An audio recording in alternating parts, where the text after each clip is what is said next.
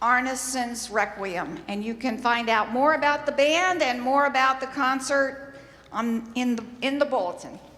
Welcome, and let's have a good time. Thanks.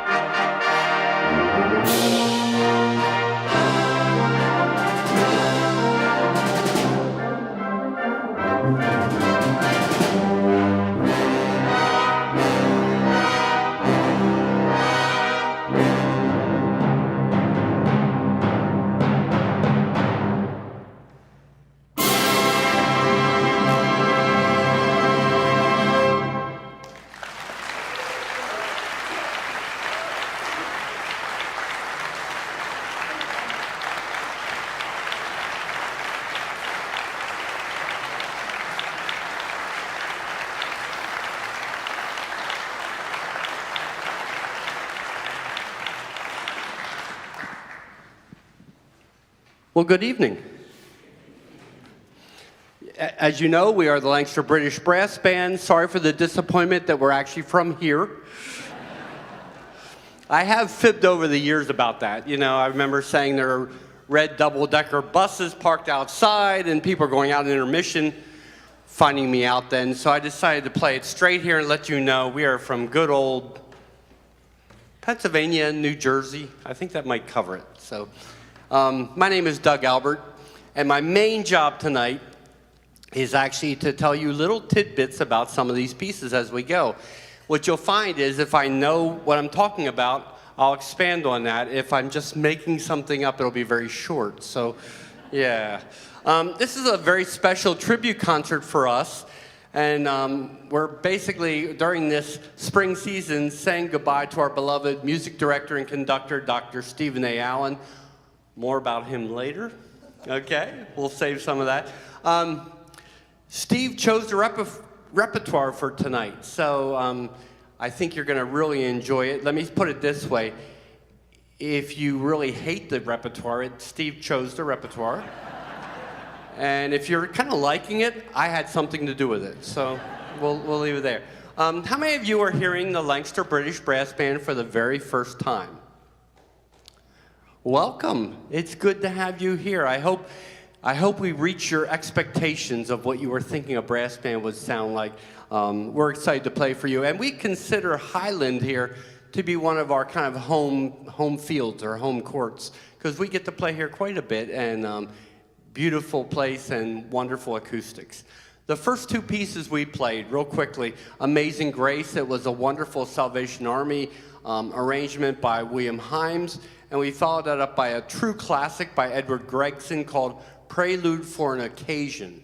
So you're here for an occasion tonight. We'll try to live up to that for you. Well, we're going to have our first solo feature of the evening. It's Dr. Kristen Albert, and she's going to play a tenor horn solo for you. Of course, a song you've never heard of before, Somewhere Over the Rainbow, is what she's going to perform for you. Let me just give you the kind of the essential bio on Kristen as I know it. Born and raised in Lancaster County, East Petersburg was her hometown. She went to Hempfield, taught music education in both public schools and at the university level. She's president of her own company, Turning Points LLC. I'll expect all of you to go get on that website tonight when you get home. She's an executive and leadership coach. something I don't even think Kristen knows, that she's in the World Guinness Record Book for the person that smiles the most. So you'll see that. She can hardly play her horn, she's smiling so much. So you're in for a treat there. And there's one more thing I'm forgetting. Oh yeah, I'm married to her. And let's bring Kristen up here. We'll see if we can find you a music stand, unless you're bringing your own. Okay.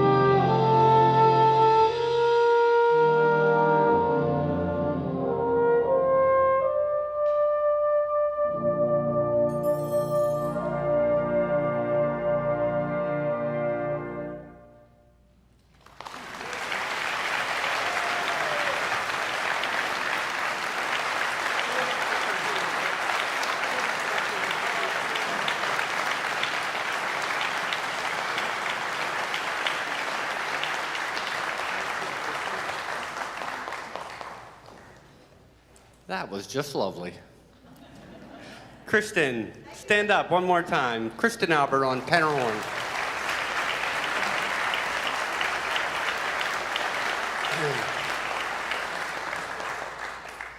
So we've made an addition to the program right here. I hope it's going to be okay with you. We've decided to add the Ukrainian national anthem at this point.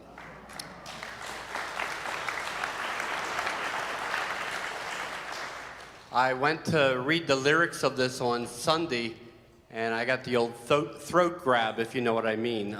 Just the first words of the Ukrainian national anthem just hit me really hard, but I'm going to try it again. So here we go. The glory and freedom of Ukraine has never yet perished. Luck will still smile on us, brother Ukrainians. Our enemies will die as the dew does in the sunshine, and we too, brothers, will live happily in our land. We'll not spare either our souls or bodies to get freedom, and will prove that we brothers are of Kazakh kin. This is the Ukrainian national anthem.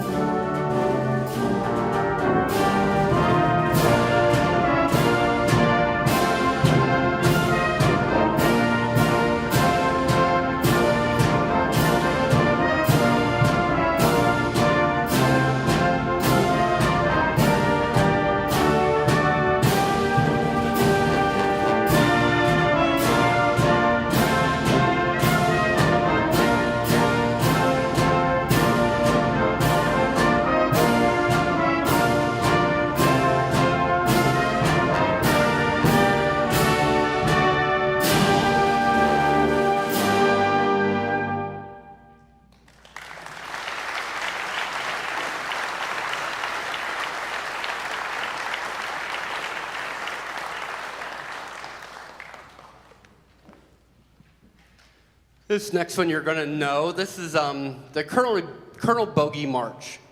So the Colonel Bogey March is a British march composed in 1914 by British Army bandmaster Lieutenant F.J. Ricketts, and his pen name is Kenneth Alford.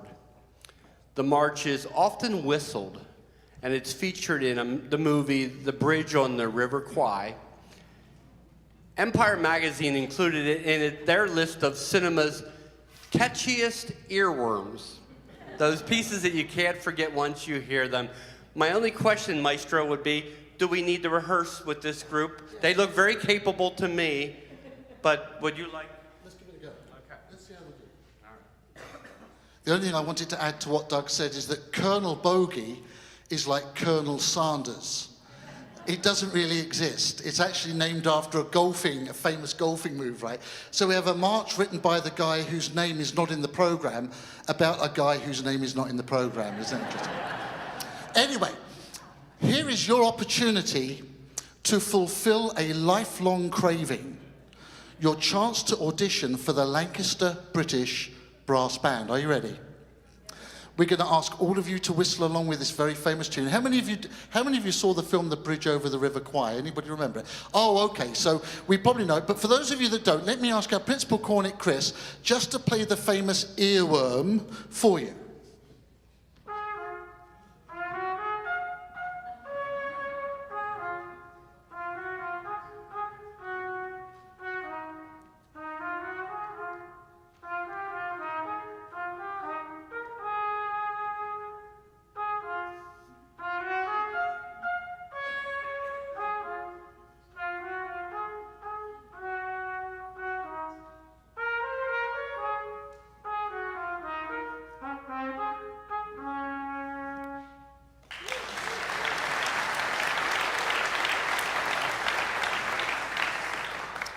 Now, I think all of you can manage that, right? Even those of us, but just in case, let's do a quick audition together, all right? We'll have Chris play along with us, and everybody whistle, and if you can't whistle, hum or make another appropriate noise. Here we go, ready? 1, 2, 3, 4.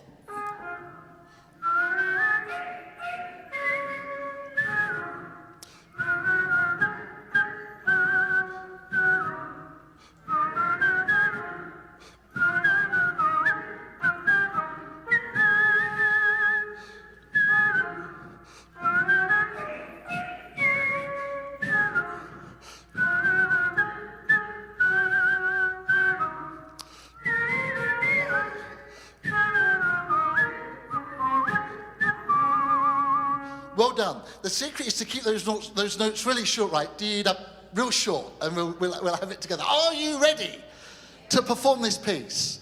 Do you want to stand? No, it's okay. You can stay seated. Here we go. Let's give it a go.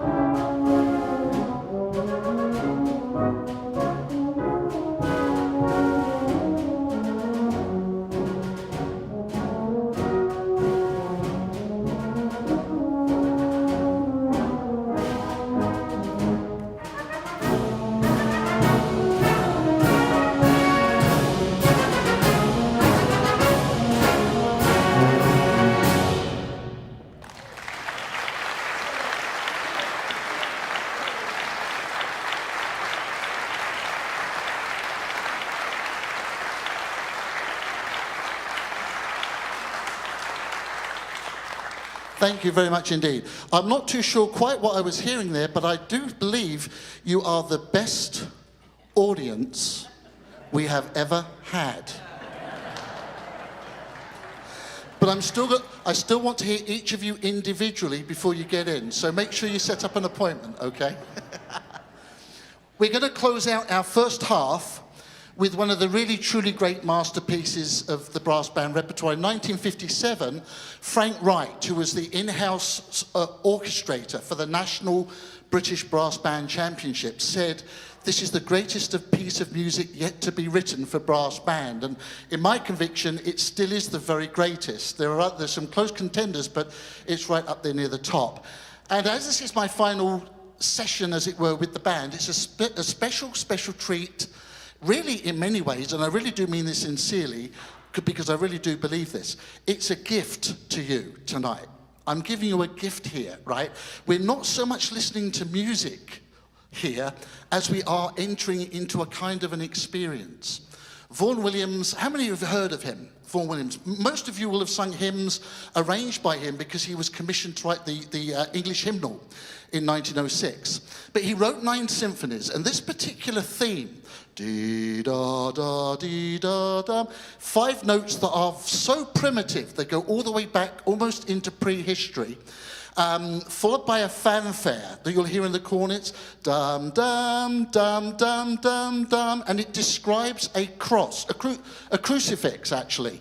It's a cruciform motive, which, given that Vaughn Williams was apparently a lifelong atheist and agnostic, is very striking. Very striking. It's almost as though he's kind of coming out of the closet at the end of his life, particularly because the theme is related to the theme in the second movement of his 9th symphony. And here's what's really special about it, because I could talk for ages about this, but I'm not. I'm going to wrap it up in 30 seconds, I promise you. It's an 85-year-old composer knowing that he's dying, looking at what comes next. If you will, it's a man standing on the beach of a shore, looking out over the ocean into the great unknown. Let's use unknown in a general sense. Known to some, unknown to others, let's say, okay? So that the theme itself represents this very primitive, primal faith, I think, in many ways. It even ends with a kind of a hallelujah, what I call the hallelujah motive at the end. And then he takes us through basically 11 rehearings. It's like we're hearing that 1 minute of music at the beginning 11 more times, and he takes us through, if you will, a life-to-death journey.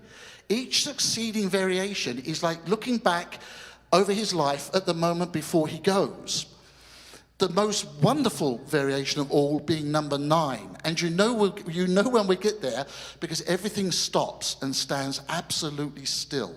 For me, it's one of the most magical moments in all of musical history. Not just in the brass band repertoire, in all of musical history. And I think Vaughn Williams knew that when he was writing it. And then he closes with this fantastic romp. And we have, as you see, back here somewhere, we have a keyboard instrument over there called the celesta. Celesta means heavenly. It's a keyboard instrument, but it sounds more like a xylophone.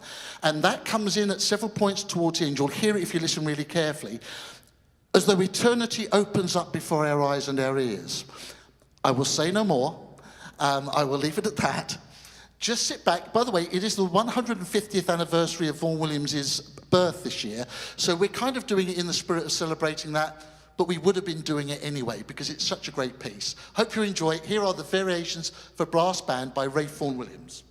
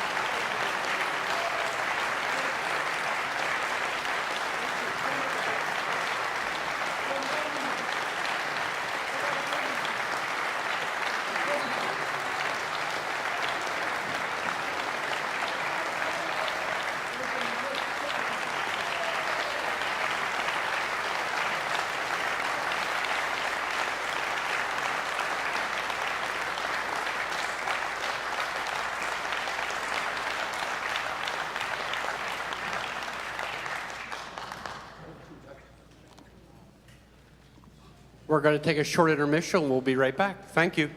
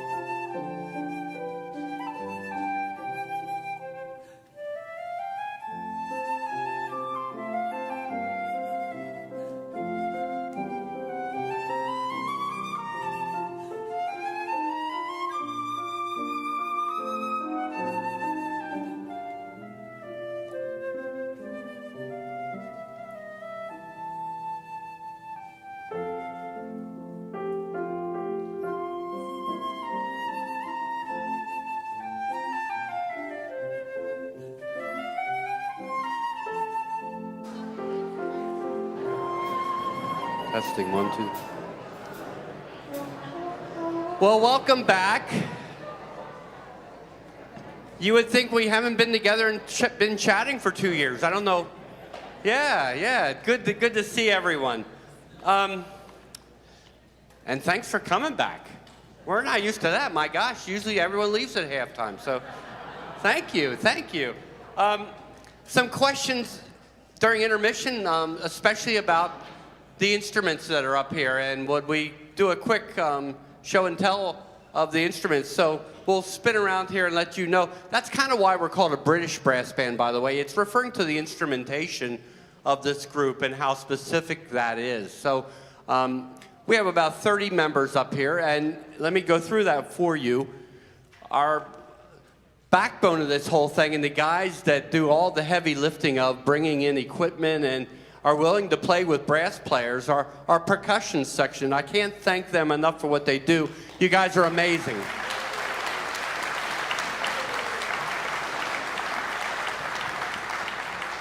You know how it is. We want to talk valve oil and we want to talk fingerings and everything else, and they're just back there rolling their eyes at us. So thank you very much. Appreciate it. Now, right in front of the percussion section, we have a tuba section. And very specifically to a British brass band is you have 2 B-flat and 2 E-flat tubas. So B-flats, would you hold your instruments up so they can see that? I know, heavy metal, right? And beside them, we have 2 E-flat tubas. They're kind of slackers. I would think that their tubas weigh like a pound less than the other ones. So, yeah. Now I'm going to spin around the side here. We have trombones, and someone even asked me about that. They said, why are there trombones in a brass band if it's a conical instrument that you're looking for? That was like, whoa, that person knows what they're talking about. That's one of those things where I just move on because I don't know the answer. So let's do that now. So we have a tenor trombone section. Would you guys hold them up there? And beside that, we have Ernie on bass trombone. So that's our trombone section. And coming around the front here, kind of the cello section of a brass band, we have 2 euphoniums. Lovely. Behind them, we have 2 baritone horns. I know, where can you go and just hold your instrument up and you get applause? I love that. But next to them, we have some people in America call it alto horns. We're going to call it, because we're a British brass band, we're going to call it tenor horns. And they're keyed in E-flat. This is our tenor horn section. It's kind of boring. Oh, thank you.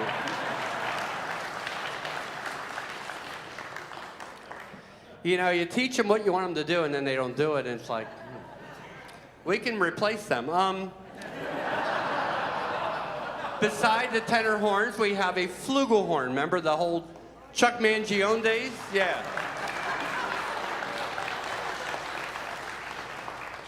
Very nice. And then we have, well, I guess would be the violin section. We have cornets, and we're going to break it down here real quickly for you. We have a 3rd cornet section. Hold those babies up. Then we have a 2nd cornet section. I'll be back to you in a minute. Then we have a 1st cornet section up here in the front row. I play an E-flat soprano cornet, and the one that people were asking me in intermission about is the Repiano. The Repiano cornet, you know. Actually, there's nothing special about the Repiano cornet. He may think he's special. He happens to be the president of the band, Dr. Bob Belser on Repiano.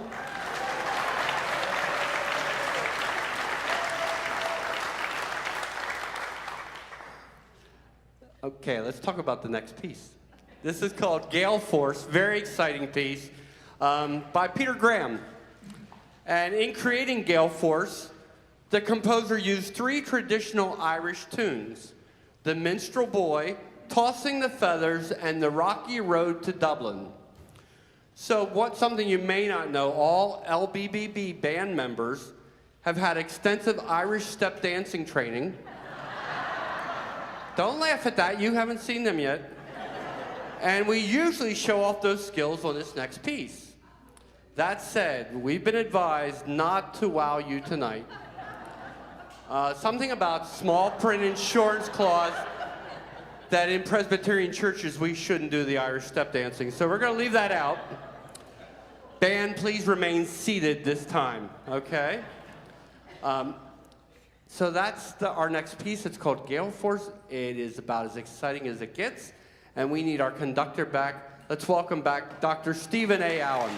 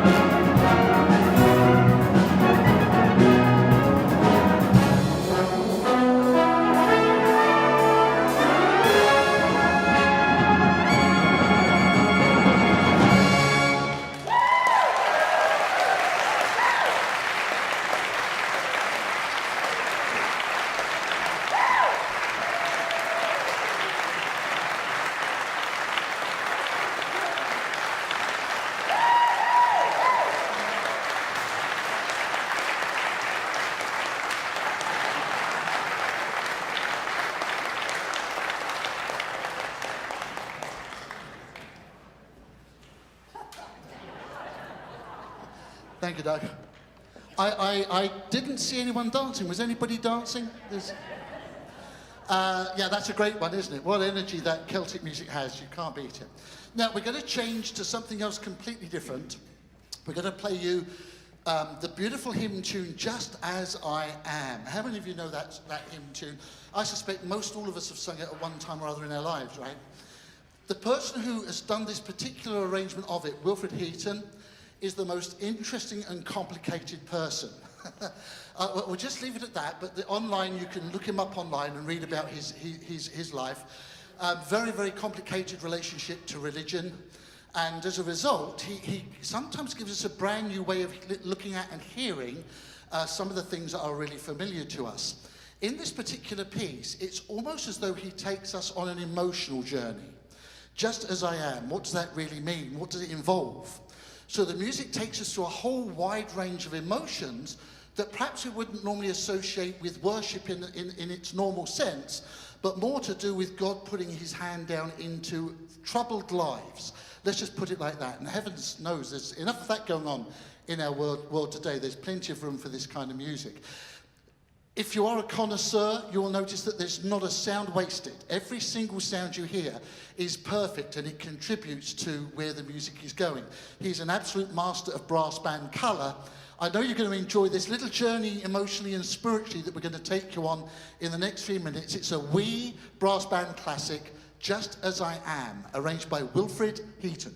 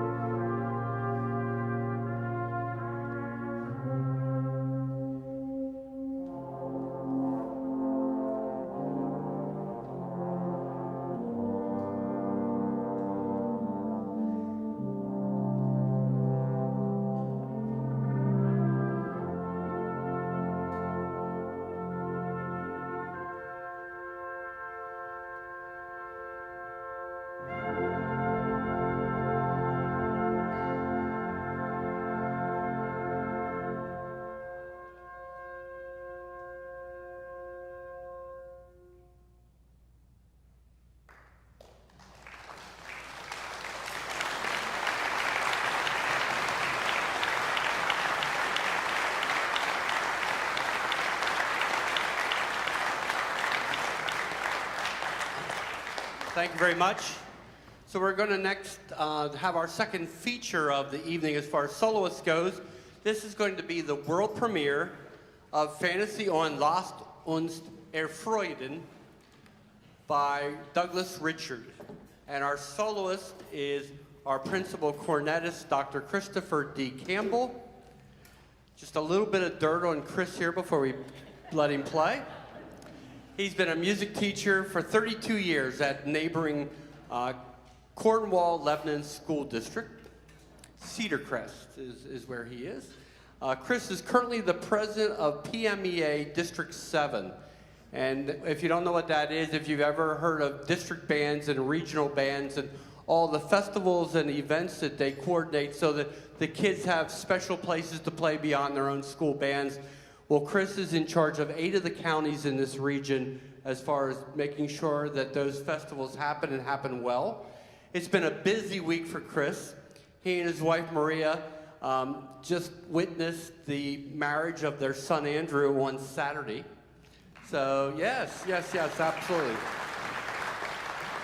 And then here we make him stand up here and play a solo after that. So, here's the composer's notes. So here's Douglas Richards writing, saying, here's what I would like this audience to know about the piece they're about to hear. When Dr. Christopher Campbell and I were in our last years of high school, we played trumpet in 2 churches every single Sunday. It was a great way for young performers to gain valuable performance experience.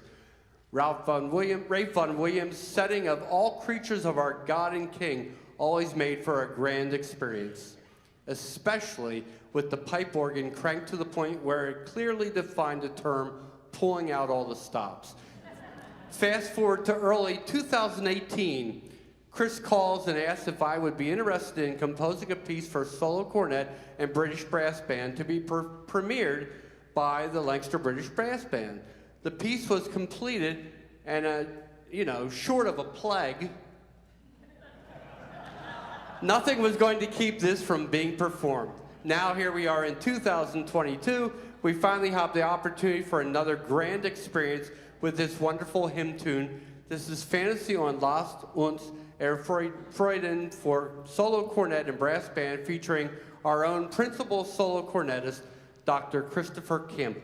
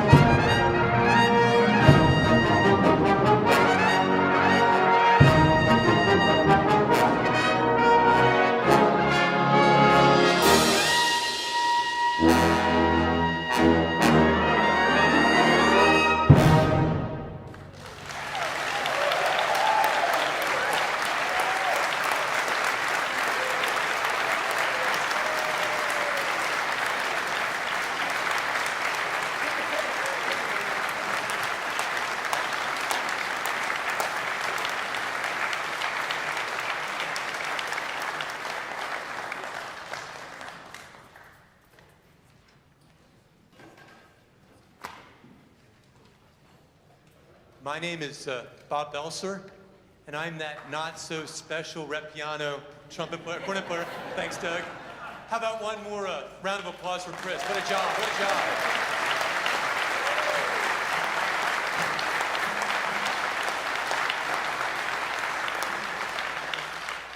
I also get to wear the hat of president of this wonderful collection of musicians and even better people as we prepare for our final number. That is, unless thunderous applause may follow, I have a few thank yous. First, a big thank you to the Dorothy Rose Smith Committee for having us here. Thank you to Margaret Cook, Kip Flynn Barkham, Linda Schugert, and the rest of the gang for their invitation to be part of the series. So thank you very much. Thanks also to the Highland crew. Thanks to John Lefevre and John Holtzapple back there, manning all the lights, microphones, everything to keep us out of trouble. Thank you, gentlemen. Thanks also to the Lancaster Catholic Music Department, Tony Brill, Judd's dad, for providing all this killer equipment up in here. Thanks to Dad for getting us, keeping us loud and banging over there.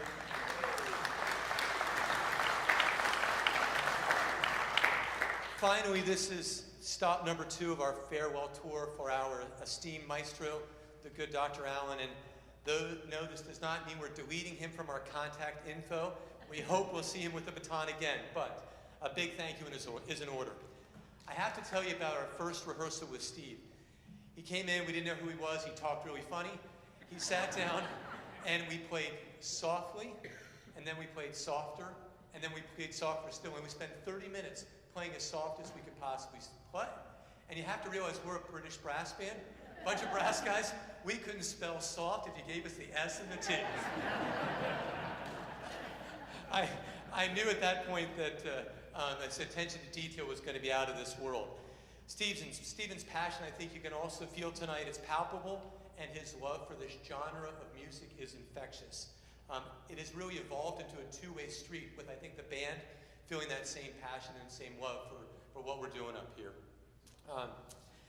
After our concert series is completed, next week we're doing a recording session downtown, and I think it's just a matter of our preserving this era for a long, long, long, long time. Stephen's knowledge of British brass band is extensive. He's been part of it for nearly all of his life.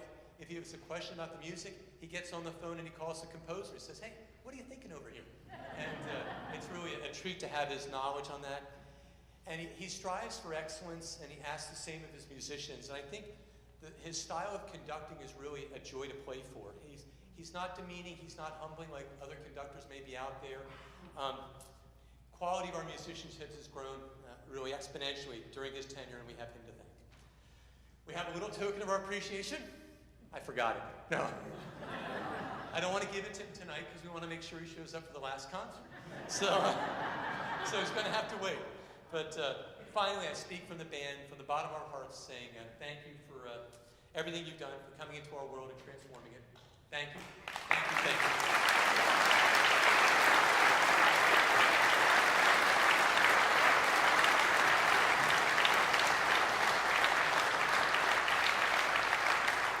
Well, speaking of that last job that we want Steve to show up for, we'll be at the Lutheran Church of the Good Shepherd this coming Sunday at 4 o'clock in the afternoon, if you happen to want to hear more of us at that point.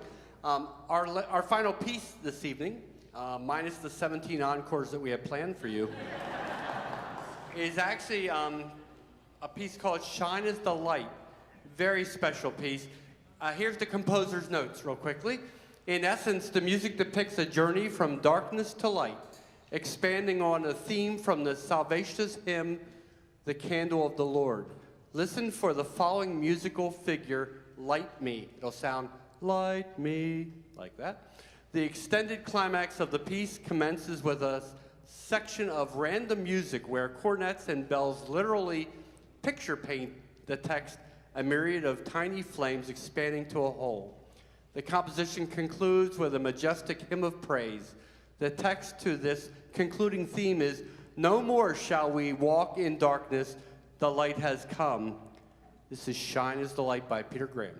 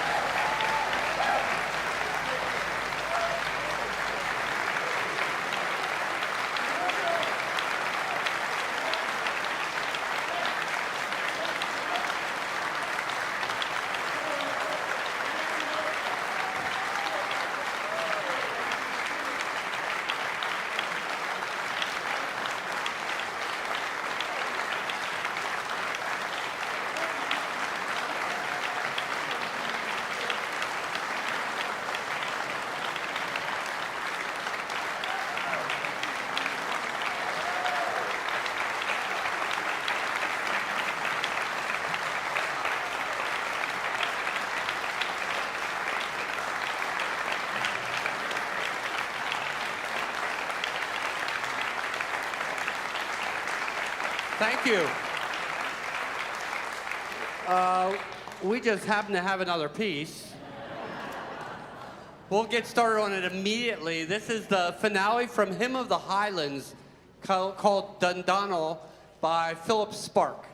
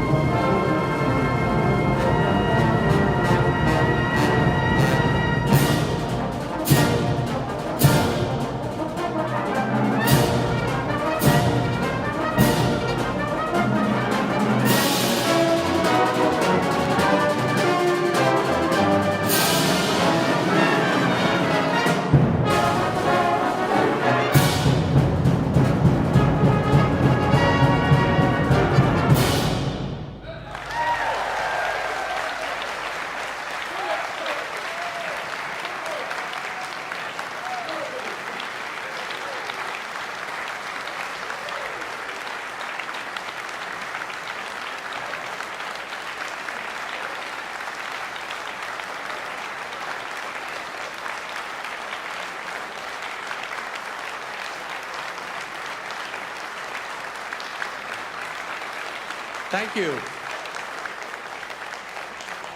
So we know one more tune. It's the only other one we know. And it was in the back of the folder. I blew the dust off of it. And it is Men of Harlock. So we're going to end for you with our traditional encore. This is Men of Harlock.